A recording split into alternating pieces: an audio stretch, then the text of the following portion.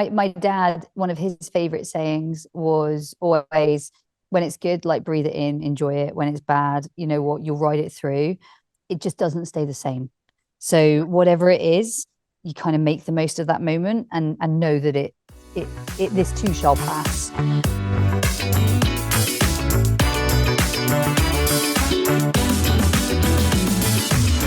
Welcome to the absoluteDOGS Sexier and the Squirrel podcast. I'm Lauren Langman. I'm one of the world's leading dog trainers, and it's my mission to help owners become their dog's top priority. In each episode, you'll discover how to gain trust and communicate with your dog like never before, creating unbreakable bonds that make you the most exciting part of their world.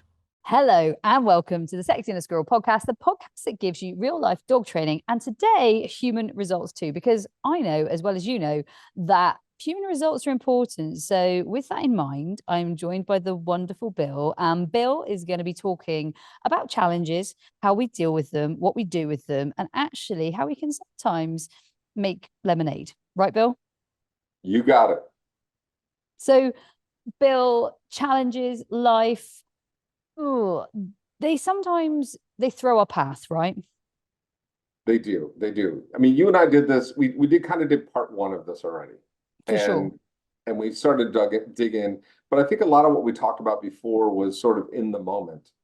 And it was a lot of like dealing with the initial shock and initial, just how do I put one foot in front of the other after a devastating or challenging moment in life. But maybe we could switch over and talk a little more long term, right? For sure. So how do you incorporate some of what we talked about as like life-changing behavior? Like how do you make that part of your routine? How do you make it part of your just every day so that you've got better tools to deal with things as they come up as opposed to being stuck in that shock period, I think that's massive. And I think one of the things, I was writing this down actually earlier, is creating an empowering like ritual and daily rituals and daily effectively, I mean, routines to a degree, but let's call them rituals. I think that's really impactful. And it's really impactful when you're dealing with challenges or ongoing challenges or maybe chronic challenges. So that might be health, or that might be someone's health in your family, or it might be something that's happened in your life that's changed the trajectory of your life. And I think that ritual and those like empowering morning sort of spaces, I think they can be really, really impactful. So for example, Matt and I, day to day, we do weights 5 days a week. Now, do I do them because I like them? No, I definitely don't, Bill. I much prefer eating cake. Like, there is no doubt. Like, give me, like you started me on the honey pot. Give me a honey pot or a cake or like, I'm definitely that person that would go to sugar quite easily. Actually, the impactful like morning rituals of doing weights, it really sets you up, like it sets your whole day out. And another impactful morning ritual for me would be something as simple as like it could be a cold shower. For me, it's not a cold shower. For me, it might be a hot bath. It might be some aromatherapy oils, or it could be a walk or a brisk jog or whatever you might do. Mine would be a walk, and mine would be taking dogs with me. But those impactful morning routines or rituals, I think they make a really big difference to your challenges that you will be facing, and especially long term, because you kind of have something to fall back to all the time. Right. So like build healthy routines into your schedule. Yeah, really healthy routines. And for example, for me, the weights, I don't like doing things like that. Like, it's not something I go, oh yeah, I'm really looking forward to that. So I actually put it first thing in my day. Like, it's the first thing that happens in my day. And Matt, I'm so proud of him. His first thing that he does every day, he gets in the ice bath. He gets in the ice bath every single morning that we are home. And I literally think that's incredible. I think that's absolutely incredible. Like, how to like start off your day with something really impactful. I think it's incredible. I can admire it. I can't yet do it, but I definitely admire it. Sometimes he doesn't know, but I go and look at him in it and I'm like, wow, he's still there. It's for real. And then I run back and don't like think about it anymore. And it is like, it's an ice bath. It is like covered in a sheet of ice. So it really is cold. Yes, Bill. So those types of things, like I said, don't get upset at the ones you can't do. Like I admire Matt for doing that one, but I can't do that one, or I don't choose to do that one right now. But there are others that I do, and I really find them impactful. Yeah. It's that's supposed to be really good too, right? Like burns calories and good for your muscles, good for Hugely, like everything. great for your mind, great for your mental health, great for your like any inflammation in your body, brilliant for like lots of different conditions like fibromyalgia. Is that what it's called? I think so. And great for things like, say you've got like knee pain or joint pain or chronic joint pain. It's supposed to be really fantastic, like the Wim Hof method and loads of other people talking about it. And we've watched lots of programs that involve ice baths, including great people like Tony Robbins and people like that that talk about it, and lots of like retreats and camps and spas and places like that will have them too. And so for me, I think there's a real place for the considerations like that. For me, exercise is really big. It changes my state, it changes my focus, it stops me, like I can't do, say, the exercise and be in a terrible state. They just don't go together very well. You just shift your state. For me, you just shift your state. How do you do so when you find a good routine, let's say part of it's exercise, part of it's reading, part of it's a cup of tea, what have you, with honey, of course. Of Um, course. how do you maintain that like when you travel? Because that's the thing for me. Such Like a brilliant question. I travel and then what's bad is like you'll be like, okay, I'm on vacation. I'm gonna give myself permission to like not do the routine. And then you come back home and it's just so easy not to pick it up again, right? So how do you just consistently keep it, and not fall off? I think that's brilliant. And I think you give yourself some good grace. And I think there is a space for good grace. So, for example, when I'm away and I'm in, let's say, traveling to a dog show, I'm only gone from Friday to Sunday. And so that means it's really only Saturday morning and Sunday morning. And there might not be the facilities, but I look at my steps maybe and say, okay, well, I'm going to take 15,000 steps today or 20,000 steps today because I'm still out and about. Let's change that for a holiday. And let's say, I don't know, Mexico. For us, we would go somewhere like Mexico where we can get some winter sun, or even maybe this year some summer sun. And I think that somewhere like Mexico, I would establish, and Matt and I did this, and it felt really good, to be fair. And we did the same when we were in Thailand, and we did the same when we were in Costa Rica in the last 5 years or so when we've been traveling. And that would be, I'm still heading to the gym first thing. So the first thing we do when we wake up, we are going to the gym. And typically those types of resorts or hotels will have great gyms. So we make that the first part of our day. And because Matt and I don't like going to breakfast when there are like 150 people in the diner, then we will also mean that we still get up very early. So we do get up like 6 a.m., 5:30, depending on like when we wake up. I wake up with the daylight. So I always wake up with the daylight anyway. I never have to set an alarm. I'm one of those people that just is like, oh, here I am, like waking up. You, I you don't, want to hurry up and get your sun poisoning. there you go. I know. And so basically for me, yeah, give yourself some good grace. Like I've got no problem with, I like pancakes, for example. When I'm away, I'm still going to eat some of the pancakes, but like let's have a bit of moderation here.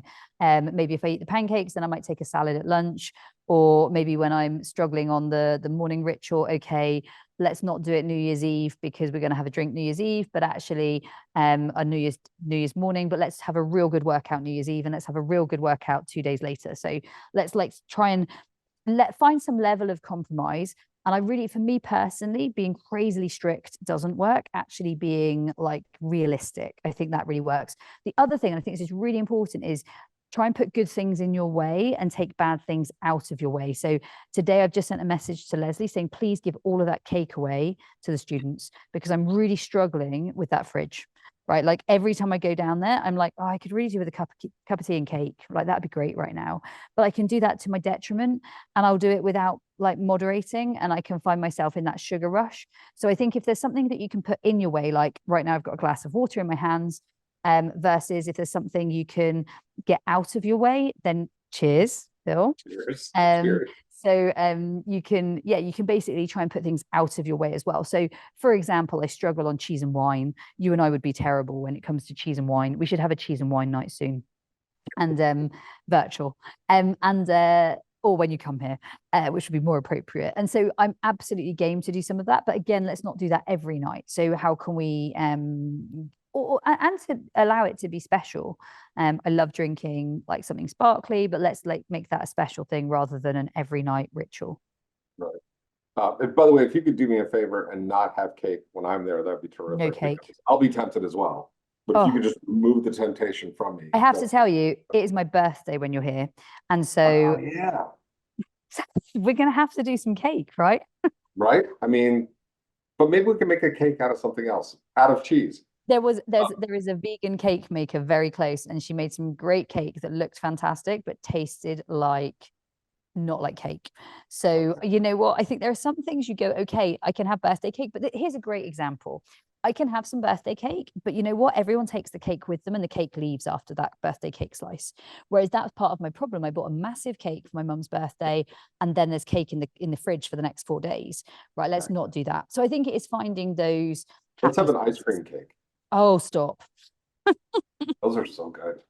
All right, so I have a couple things I'd love to get your advice on. One is going to be probably less relevant to me, but I think some of your listeners are probably get benefit out of this, and then one's totally about me.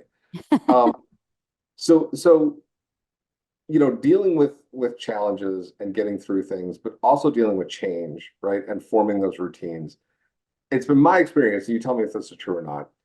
Dogs can get really attached to routine, and they really like routine, but sometimes that has to change, right? And I don't know that they all react so well to it. How can you help a dog deal with that kind of change and that kind of like you move somewhere, or you move into a different place, or you have a new job, and all of a sudden you're up at 2 a.m. or something, and you used to walk them every day at 6 or something. Like how do you help them deal with change? I was talking to my granddad a few months back, and he said to me, I can't have a dog because I'm not getting up 6 o'clock every morning. And that's really interesting because I never get up at the same time each day for my dogs. My dogs are very, very flexible. And I think that's something that I have built into what I do so that I actually can have a very flexible life with them. And I think that's quite important. So for me, I don't have any fixed schedules. I really try to stay clear of fixed routines. I try very much to feed my dogs at different times, exercise them at different times, don't exercise them in the same way. One day they might be, I don't know, sheep herding. The next day they might be doing agility. The next day they might go to the swimming pool. The next day they might go on the moorland. The next day they might go to the beach. And then I might go on a road hike. Like they really can get a real variety of the exercise schedule. And so I suppose for me, like this morning, I fed my dogs first thing. Yesterday, they were fed first thing, but the day before that, they were fed in the afternoon, and they were working, so they were training that way. And it's always different. And then the other thing is I don't always feed my dogs the same. So my dogs one day might get some raw food, the next day they might get some home baked goodies, the next day they might get some quality kibble. Like I really vary it with what I'm doing. And the next day, like today, they had marrow bones. So I just change it up a lot. Like I change it up a lot, and I don't keep it the same. And I think that's you just make change the constant, really. And change is the norm for them. Yeah, change is the norm. And I think let's go back to our human counterparts. Like I find change hard, and I've had a lot of change in the last year. And I think the fact that we are very flexible and we are very, I think the ability to change and change fast is really important, like especially in industry, in business, in life, like the ability to be able to switch gears fast. Like we were out not so long ago in America, and we were in Florida, and we found it really hot there, and then we were supposed to be heading over to Miami, and Matt was like, you know what, should we go somewhere cooler? And we were like, hey, let's jump on a plane to Colorado. Some people could never do that because their own rule sets don't allow them to change like that. We've booked that flight. We've already done that. We've established that. But then their rule sets actually make it hard for them to enjoy their life because they're going to put themselves in Miami, which actually they probably wouldn't enjoy because we realized that Florida was quite hot enough for us. And we really needed to like go somewhere a bit cooler. And actually we could see different friends in different places, and that really worked. But that ability to change fast, it's the same as an ability to fail fast, isn't it? Fail fast and move on, and actually not like hold yourself like really like you've done a bad thing or you made a bad job, or like continue to criticize yourself. Actually move on from it, and whatever that might be. And so for me, I think ability to change in yourself is really important, and the ability to adjust and flex. And I think that comes from, like, Matt and I are very good at flexing, I would say. That doesn't mean I don't find it hard, Bill. I definitely find it hard. But the ability to adapt, I think, is one of the single biggest skills that a human can have. Like if you can adapt as an employee, if you can adapt as a boss, if you can adapt as a dog trainer, if you can adapt and flex and twist and change, you want to be like Play-Doh, like that stuff that you like like kids play with, or like blue tack. Like you want to be like, yeah, I can move to that, or I can adapt to that, or I can switch to that. Like resourceful. Because it sounds like you're not even saying this is beyond how do you deal with change. You're actually injecting change into your life specifically to kind of flex that muscle, Yeah, yeah. to make yourself more adaptable. And Which I funny, think not is like, really cool. not consciously, you know what, like actually almost like a lifestyle. Because I was thinking about this, another one we did recently that was a real like bang change. We'd booked everything, everything was set up to go to Switzerland. And then we got the news that our motorhome wouldn't be ready to travel. We had kitted it out and caged it, and it was going to be like ready for dogs, and it wasn't. And so he said, do you want me to put temporary cages in it? We can do this, this, and this. And I went, you know what? I'm not willing to put temporary cages in a vehicle. I actually think we're just going to shift gears and we're going to do something else. And within about 2 hours, I had planned a whole new week and a whole new holiday for Eliza, and a whole new game plan for the week that involved lots of different day trips and staying at home. But to the point that when they rang me to say, look, you don't need the motorhome, we found you accommodation and it's going to be great, I was like, no, no, I've got a different week plan now. So it was like, I'm good. And equally, here's the interesting part: find joy in it too, and not begrudge what you don't have, finding joy in what you do have. And I think that's really big, like finding the joy and not like seeing the pictures of the event that you're not at, actually finding the joy of what you are doing. Because I think so many of us, and my dad, who obviously we lost recently, one of the things I really struggled to observe with him is how much he would begrudge what he didn't do or missed, or like ran away from, or things like he regretted so many things. Like he regretted what house he lived in, he regretted how long he lived there, he regretted what house he didn't buy, he regretted certain jobs that he did, he regretted how long he stayed in some jobs, he regretted how much time he spent away. Like he would have so many regrets, right? And I think that because he replayed them so many times, he would live in those. And that was, I think that was the ability to change and then push forward and then not keep reliving the past. Right. I think that I'm with you on that too. I'm also big on just, I don't know, like make everything a party, if you will. You know, like I mean, if you're stuck in a bad hotel in a bad city in a bad whatever, make a party out of it. Like figure out how you can just change the environment and make it fun. You know, because you can have fun wherever. You know, What good, what good can you find in there? Yeah, like what, find the yeah, good, like grab the good. And I think it's about isn't it, you basically seek and ye shall find, isn't it the saying? And so seek the good and you'll find it, seek the bad and you will find it. So let's look for the good. So what is the good? Like for me, if I'm staying in some crazy travel lodge, like let's have pizzas in the hallway. Or if I'm staying in some like nutty space, like that I'm not really a fan of, I'm like, okay, then we go and have a really great dinner that evening and we come back fairly late and we head off early in the morning. Like you don't have to make it about you don't have. The other thing is a lot of people are so fixed to the rules. So let's say you've got a bed and breakfast. Matt and I have had to get to the point that we're like, okay, breakfast is at 8:30, we're leaving at 7. When they offer us bed and breakfast and we paid for bed and breakfast, sometimes that feels really hard because you paid for it. Well, let's not make that like a rule that we have to like go, like we're going to be grumpy because we don't get to have breakfast because they don't start at 8:30. We're very accepting. Okay, they start at 8:30, we're going to make sure we rock out early, 7 o'clock, and we're going to get a latte on the way to the show, and we're going to grab a bacon yeah. butter. You also don't want to steer your life around a free muffin. Absolutely, absolutely. Whereas some people will really like that will shape their day, that they've lost out on the breakfast they didn't get that they paid for, but they'll relive that I didn't get my breakfast moment. Whereas we've learned to, I suppose, grab the good stuff that is available to you. Yeah, absolutely. So here's a big one, and this is one where you and I are very similar. I think I'm terrible at creating space for myself. I think I say yes to everything. I think you do too, a lot of times. Maybe not everything as much as maybe you're not as bad as me, but I think you're definitely, if somebody calls you and they're like, Lauren, I really need your help with this, this, or this, you could have more things to do than you have hours in the day, and you're still going to jump in and try and do it. And sometimes it's great. And sometimes I think we actually do it to our detriment. Like I think sometimes I don't create the space. And so then often I'm not dealing even with my own issues, you know, because it's easier for me to go help somebody else than myself, for sure. And so it's just like I'll throw myself into it and go do it. Like, how do we do that? Like, how do I say no to stuff?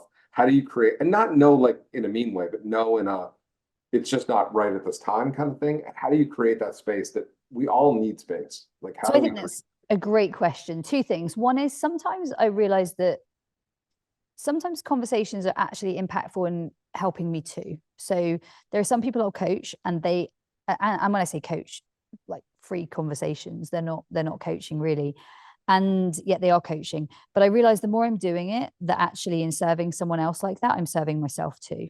And so there's a higher purpose to it, that it's not done in a bad way. It's definitely done with good intention, and but by helping someone else, you are actually helping yourself. And so there's one moment that I go, okay, again, good grace to myself there, like that I am doing something and I am pushing my time and what I've got, but actually by doing this, there is a lot of good that comes out of this, not just for them, but for me too. And so realizing the gift of serving others and the gift of contribution, and contribution being able to pay back actually to how you are in that service of others is like such a great gift in life. So that's one thing, just to establish. The second thing, I think, when I'm doing something like that, I think two things. One is I don't have to put it in immediately. So actually looking for space. So one of the things I do is I ram my diary where I don't need to ram it. Sometimes it can happen in their urgent doesn't have to be my urgent. So their urgent doesn't have to be mine. So I think putting it where it has space. But that has taken me a little bit of time. And this is also, you've helped me with this, like knowing how to create space in my own diary, because I wanted to ram with work. Like today I had 2 hours off and I was like, wow, what am I doing with this? Like, I feel retired. Like, this is amazing. Like I didn't know I still did some work anyway, because you know what, I know how to do that so well. But I actually chose to do it rather than having to do it. And I think that's a really nice space to be. So yeah, not their urgent isn't your urgent. And I also think that sometimes when you park their urgent, by the time you get to their urgent, it's no longer urgent. 100%. I mean, one of my favorite sayings is lack of planning on your part does not constitute an emergency on my part. Absolutely.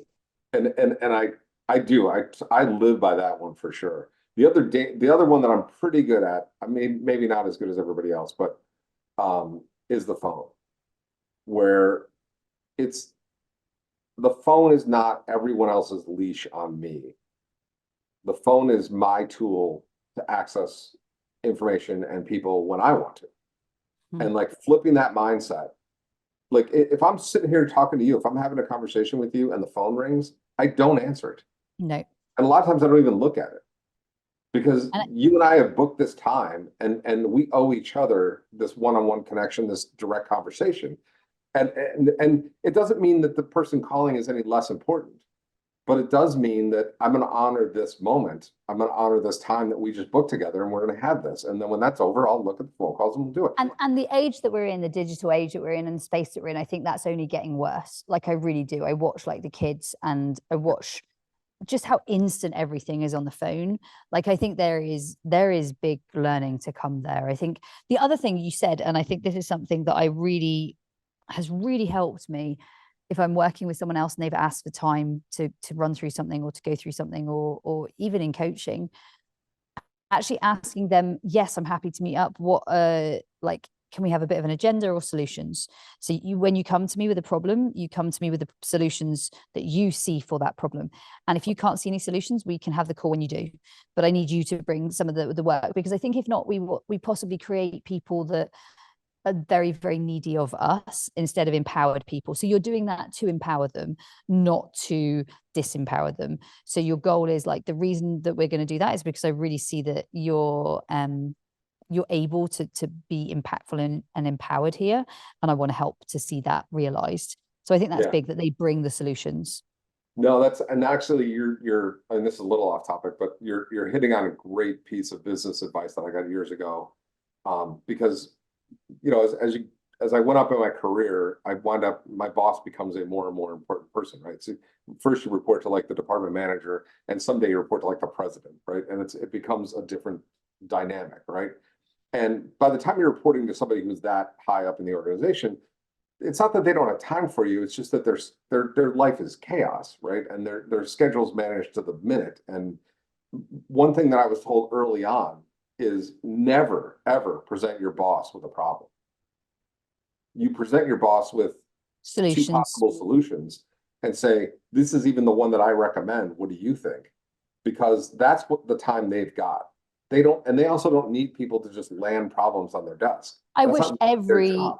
every team member or employee or whatever we want to call our team, I wish everybody knew that. That is like, if there was one single bit of good advice, like, come with the solution, come with what you see as the way forward. That for me is a really Even if, and by the way, it doesn't even person. have to be right. It doesn't even have to be right. It just has Some to be, you options. thought about it, you've Yeah. gamed it out. This is how you see it, and this is why. At Show least willing. it's Show a willing. jumping off point for discussion, Show and willing.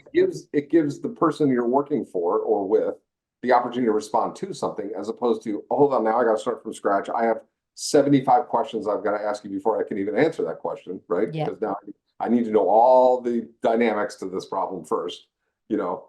So it's someone who shows willing, like that is huge. The other thing that you touched on there, and I think this has probably hit me massively in overcoming any challenge, because I've certainly had a year full of challenges, and time, like giving them time. So if someone does get a hold of you, Bill, and really like is like, this is, they're urgent, definitely put that time in, because as soon as you put that time in, as in a gap, then you might give it like that 10 days and you've said this to me before when we've been working together, and you're like, you know what, you'll see this so differently in time. And that time might be an hour that you give this person. That time might be a day. That time might be 10 days. It might be, I can schedule that in 2 weeks. I can schedule that in 3 weeks, 4 weeks, 5 weeks, 6 weeks, 7 weeks. It doesn't really matter. The time that you give it, things will change in that time. And it's a moment in time. And so when someone wants you now, it's a moment in time. And I work with someone who's often like now, and by the time I've caught up with them, they can't even remember what it was that they actually wanted now. Like it's so far gone. And so yeah, time, like, and you really instilled that in me. So I'm giving you back your own advice. You're welcome. And so I think that I took to. And so I think that's huge. I think that's really huge. Like the gap, the breathing space, the ability to be reflective in your practitioner work, I think is huge. Yeah, and to the point in my life, like the way I've almost trained myself to, my knee-jerk reaction to things is to pause.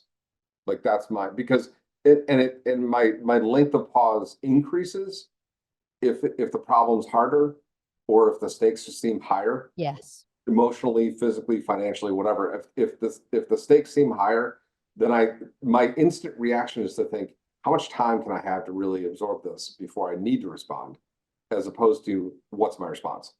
You know, I'm not interested in the response. I'm interested in how much time I have, because that I see as my biggest asset. Because like you just said, I mean, things change. The dynamics, whether it's an hour or a day or a week, the dynamics of the entire situation change because you get more information in, you know, and that information informs your decision better, you know, but the outside circumstances change as well. And so you're just able to read things better. And so I love that time factor. And my gut reaction is instantly grab all the time you can. You need an answer by tomorrow, I'm going to let you know tomorrow. If you need it in 24 hours, I'll give it to you in 23 and a half. You know, and I love what you say, Bill, because my dad, one of his favorite sayings was always, when it's good, like breathe it in, enjoy it. When it's bad, you know what, you'll ride it through. It just doesn't stay the same. So whatever it is, you kind of make the most of that moment and know that it this too shall pass. And I really like that. And so I've watched some hard moments.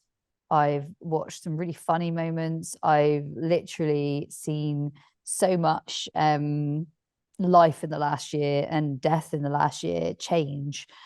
I think this too shall pass is a really good, I've got a couple of like mantras or words or like things I would say that stick with me, and almost level of incantations, which again I think are really impactful. But this too shall pass is one of those that I could come back to. I'm not someone with tattoos. I've never been a big sort of fan of tattoos, if I'm honest. Like, I'm petrified of needles for a start, so I'd struggle.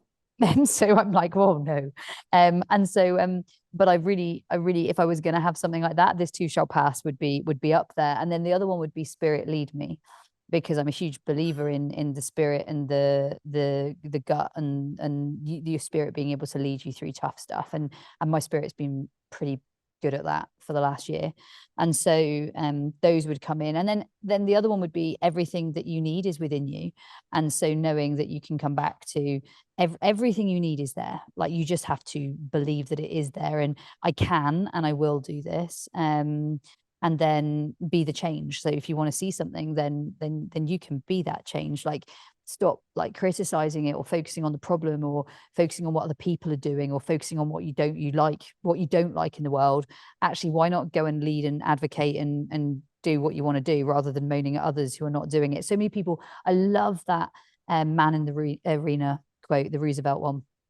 It's one of my favorite quotes of all time. Like, there's so many people that are like sideline criticizing, but actually, how about get in there and do it?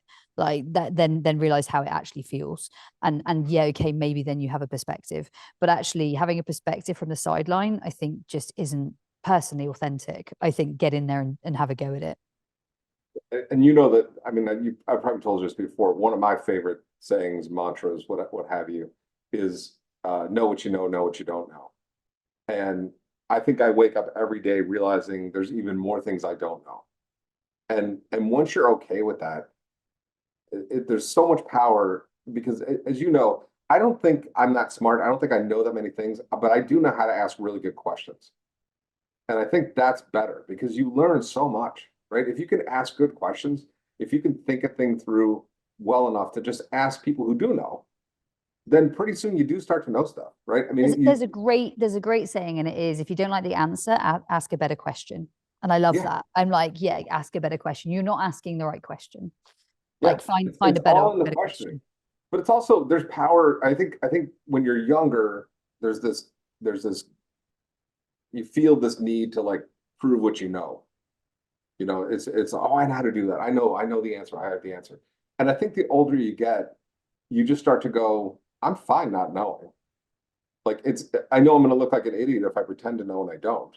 I know that's dangerous, but I'm fine saying, oh, I don't know the answer to that. Let's look it up. Let's figure it out, right? Let's dig into it. I think that's the same with, I was a school teacher, and I think that's exactly the same when you're a school teacher, that it's okay to say, I don't know, I'm going to have a look. Like, you don't have to be, and I think the authenticity of that is really respected. I think the authenticity of, actually, I don't know everything. And I think that's like, get off a pedestal and actually be real. I think in the last year, again, has taught me huge amounts of like real people.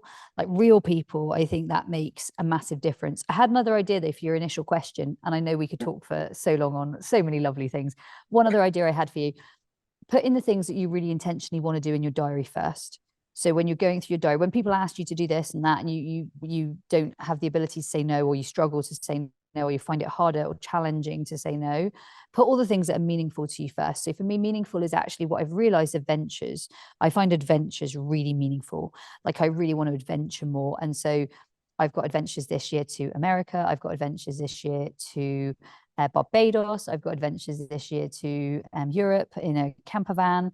I've got adventures to Norway. Like, I've got adventures planned.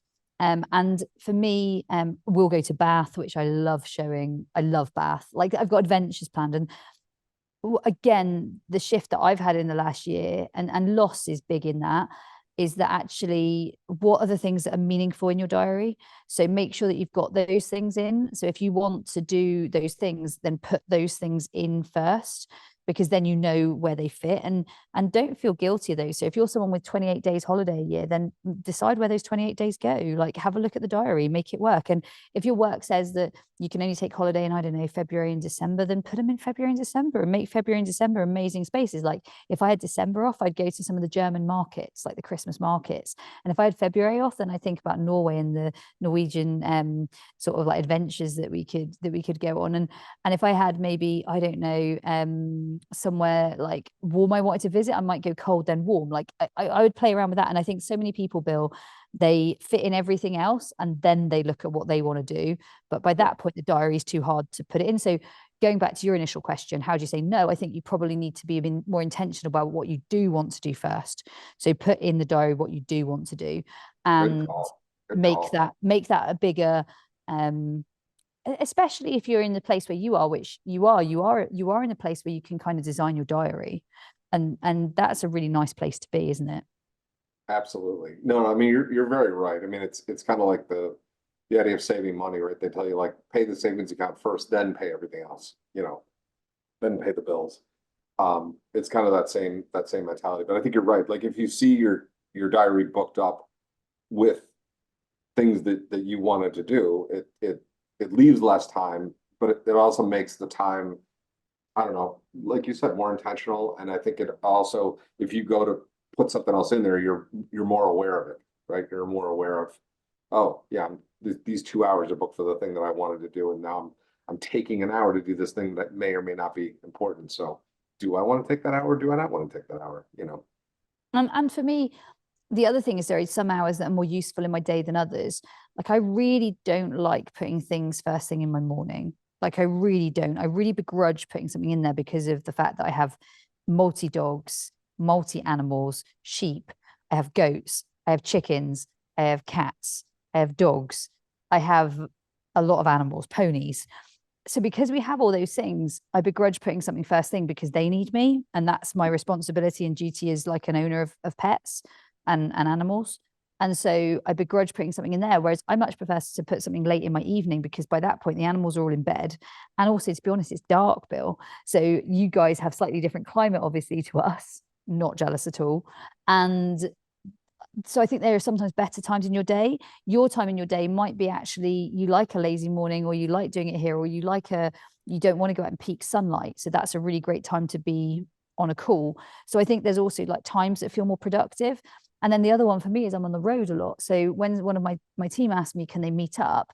And I'm like, yeah, we can meet up on like WhatsApp or Zoom or something on the road, because I'm already on the road and traveling anyway. So if it's just a call and you're going to give me a load of questions, which is my preference of a call, get on a call, give me a load of decisions to make, and then get off the call.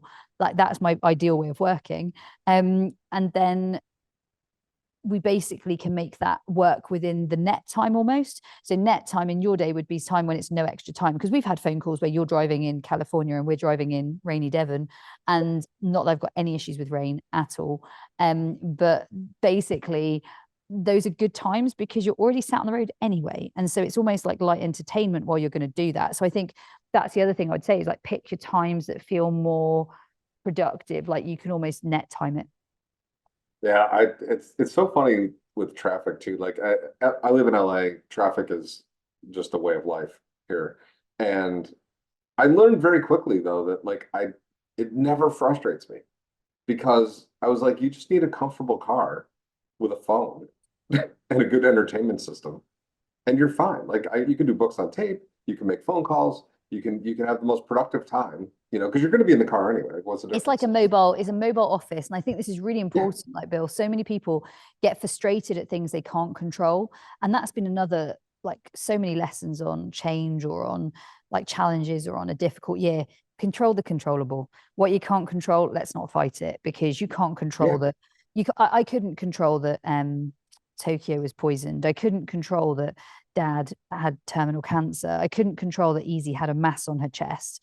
I couldn't control so many things, but what you can control is how you respond. Yeah. I mean, it's good not to stick your head in the sand. It's good to be aware of what's going on. But you're right. Like, don't try and control the things you can't control. Just be aware of them and how they're affecting you, and the traffic, and accordingly. The weather, the traffic, the journey. And then this is a really good one that's only recently come to me. This is like, I was talking to someone the other day. Here's another thing. You know what? You've got a big issue. You've got a problem. You've got a chip on your shoulder. You're angry. Get a counselor. Like, get a counselor. That's what they're there for.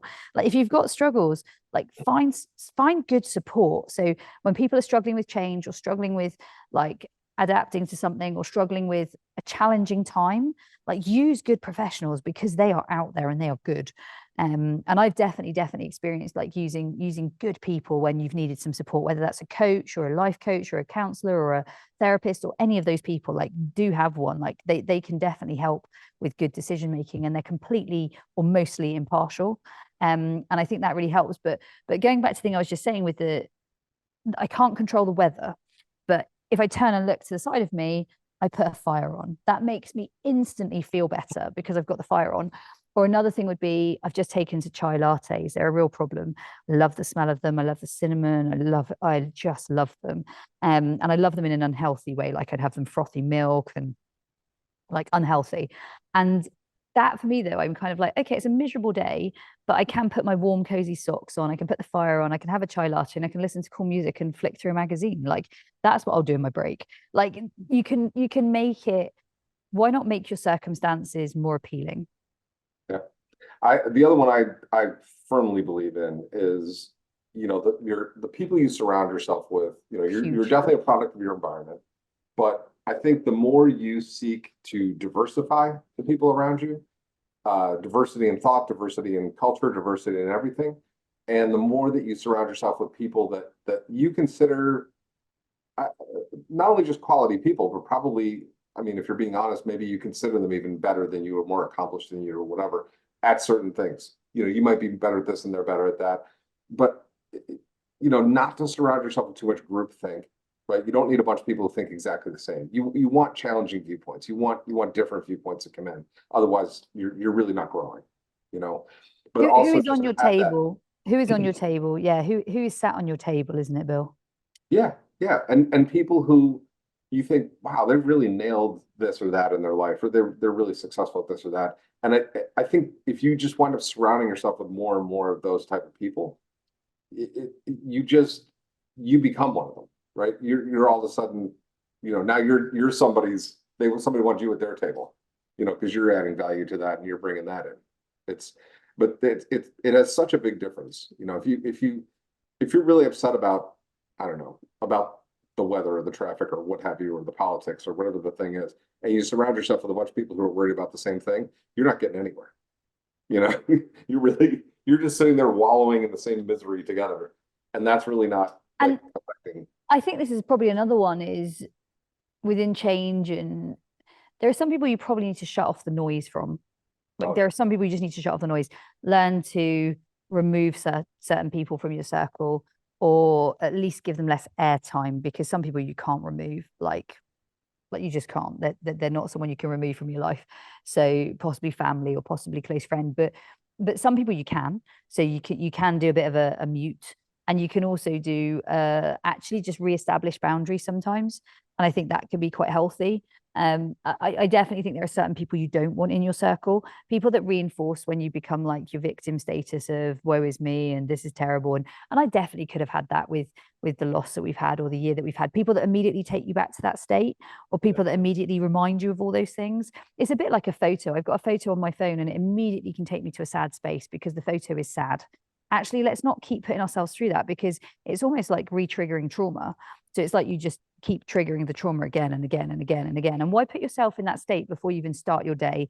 And yet so many people do that, right? So many people relive the same sort of traumatic experience again and again and again and again. Whereas actually we can choose what we listen to. We can choose who we play in our phone. Like we can choose, like when you're in the car, you can choose your podcast, you can choose your presenter, you can choose your music. Like you can put sad music on, right, Bill? You can put happy music on. You can listen to someone who's sad. You can listen to someone who's happy. You can pick up the phone to our good friend Justin, and you're going to have an energetic call. Or you could pick up the phone, I'm sure, to somebody else, and you could have a low, like a different call, right? 100%, 100%. I even have deliberate playlists in the car for music, and typically my music is like I want it to chill me out, right? So I like my chill out playlist is like my favorite one in the car, because it's super chill, like to the point of just it's like laying on a couch with a cup of tea. It's the most chill, because if there's chaos around me, there's a bunch of cars honking and there's a bunch of people trying to get somewhere that they're never going to get to any faster anyway. I would rather be in a super chill environment in my own little pod, right? I'd rather be in my own little like super chill thing where I'm just kind of like, hey, I'm gonna listen to these songs, I'm gonna make a phone call, I'm gonna just kind of because again, I'm gonna get there when I'm gonna get there. Like that's I can't really change that, you know. No, it's great. No, it's great. I think it's huge. I think it's let's control our state. Let's control the state. Going back to Matt in the ice bath in the morning, that is definitely like a forced change of state. And I think there's so many ways we can force a change of state. It might be music, it might be like good things, bad things. It could be smoking and alcohol. Like not every change of state is necessarily the right choice. And I'm not suggesting everyone goes out and suddenly starts, I don't know, smoking and drinking. What I am saying is you can change your state in various different ways, some more appropriate than others. And getting in an ice bath or listening to a chill playlist while you're in really crazy traffic, or eating a a meal with friends, like going out for an Indian or something, like they all change your state. But they all change your state. Yeah. I'll give you another one too that's a weird one. Sometimes when these days a lot of businesses on Zoom and phone calls and what have you. But if you have a job interview or you have some really intense meeting coming up that's just, high stakes, right? And you're very worried about it. And you've probably overthought it to death. And you've probably been like, it's all been spinning in your head over and over again. And you've been having conversations with yourself that are probably never, ever going to happen in reality. What I'll do is 20 minutes before the meeting or so, I will sit down and read a novel for 15 minutes. I'll read like one little chapter or something of a novel that has nothing to do with anything. It could be a spy adventure or whatever like that, because it forces me 100% out of the world. Like it just, the phone is down, it's a book, it's an actual book. And I'm sitting there reading this thing for 15 minutes and I'm thinking about this spy and what he's going through and what the adventure is and all that. And all of a sudden it just, you'll watch, like you set that book down, now it's 2 minutes to the meeting and your blood pressure is so low and your head is now clear and you haven't, because sitting there fretting about something up until the last minute is not helping you at all. Like it's really not. It's not better preparing you, but taking yourself out of it and away from it, it actually is. Like it gives yourself the mental freedom to come back and you're like, okay, here we go. Ready to do this. And then when you are in that space, you're a better person for it, aren't you? Because you're prepared to be in that space. So you really are in the right space when you're there. No, I think Bill, when it comes to challenges and overcoming them or being able to at least stabilize through them, which I think sometimes is what we should just strive for. Let's not like try and be like the superhero. Let's just be able to stabilize, because there are moments when maybe you go through loss or trauma or something bad happens in your life or something you didn't expect or something changes that you just never saw coming. Like I've experienced them all, and you never saw that, like complete and utter sideswipe, like you just didn't see it. I think the first goal is just to stabilize, right? Like still breathing, okay, still standing, okay, maybe able to walk. Like there are things that, like, let's give ourselves like micro goals, because I think sometimes we expect to just be like perf back to normal, and actually perf back to normal isn't like how life goes. Actually there might be, okay, can we crawl? Okay, can we put one foot in front of the other? Okay, are we able to walk at a normal pace? Okay, we can walk at a normal pace. Can we walk fast? Can we walk really fast? Can we trot? Nice. Okay, let's canter. Now we're full on running. Oh my God, look at you. You're looking amazing. And so I think that we sometimes are hard on ourselves, aren't we? We expect ourselves to be like, I woke up after Dad had died and just felt really unlevel. And then you realize, well, hang on a second, that's expected. Sure, you give yourself some grace. You should feel unlevel. Yeah, no, and we touched on it last time too, but not judging yourself for the feelings you're having, because there isn't a right and wrong. Sitting with them, sitting with those feelings. Yeah, just and almost like being your own therapist or being your own diagnostic person for a minute and just going, wow, I really am sad right now, or wow, I'm happy, and why am I happy? I don't expect to feel happy right now. That's weird, but it's okay. You're not saying it's good to be happy or bad to be happy. You're just like acknowledging it. And the moment of feeling guilty when you feel happy, I think that's quite a big one. I've had that a few times hit me where I felt guilty for feeling happy. That's a weird feeling. And it's a weird feeling to try and be okay with, because there is a level of you're trying to give yourself permission to be happy. Because if you have been through a loss or a trauma or grief or something that you feel like you shouldn't, then like I felt bad, like when my dad was in end stages, I felt bad to go out and just walk and see sunshine, because I knew he wanted to do that. And yet finding your way and your path through that is an interesting one. I don't think it's an easy one. I definitely don't think it's an easy one, but I do think it's a really interesting one. And I think that there's that saying, it's so cliched, but I really love it still. And it's that what doesn't kill you makes you stronger. And I definitely feel like through that path, you will become stronger and you'll realize more of who you are. Absolutely. Absolutely. All right, let's go on an adventure. I might be on an adventure with you this year. Yes. A couple of adventures. Let's book it. Let's do it. I think the adventure sounds amazing. I might see you in Ireland. Yeah, we're going to see each other in Ireland, which is going to be incredible. I can't wait to see what your adventures are. And I know that we're going to be on adventures too. And then we can share the adventures and we can meet up and enjoy the adventures over probably something sparkly. And then You're also going to come to the UK and see us at home, which is going to be amazing. You're going to be Absolute Dogs headquarters. You're going to be running the show, Director Bill, I'm sure, in no time. And you're also going to talk storytelling, I hope, to all of our listeners at some point for Super Trainer. So that's going to be fun. Matt's like, yes, he is. And so storytelling is going to be great because I know that's one of your favorite things to. I think you're just good at it. I love storytelling. I believe in the power of storytelling. And by the way, it's storytelling to me is so much more than, I think everybody thinks of like a movie or a book or a podcast or whatever you want to call it. Like that storytelling. Storytelling is everything. It's everything. It's life. It's life, isn't it? It's how you share information with people. But it's also, you know, I explain this to somebody who I know who's I'm not really much of a financial guy. I mean, I know enough to be dangerous at a cocktail party, but I wouldn't say I'm that person. And I said that to a guy who's like a big stockbroker guy one time, and I said it's all just storytelling. And he was like, "What do you mean?" And I said, "I mean, how do you value a company on the stock exchange? Like, how do they determine what the value of a company is? Right? You'd think there's a formula, right? It's 3 times earnings, or it's this, is that. It's not. Everyone's got a different formula. They all say it's different, and all it comes down to is stories. So what story are you able to tell that people grab onto and believe? If you tell them we're going to make 100 times what we made this year, next year, and somebody believes you, your stock goes up. That's it. Like it's storytelling and communication, isn't it? So storytelling and communication, just massive. So that's going to be epic for Super Trainer. If you're not already coming to Super Trainer, get your seat now. Bags to your seat. Get to Super Trainer. Bill's going to be there. I'm going to be there. It's going to be incredible. So many of our good trainers and team are going to be there. Bill, I thank you for joining me once again. I know we've got something new coming up in the next couple of weeks as well for a podcast, so I can't wait for that one too.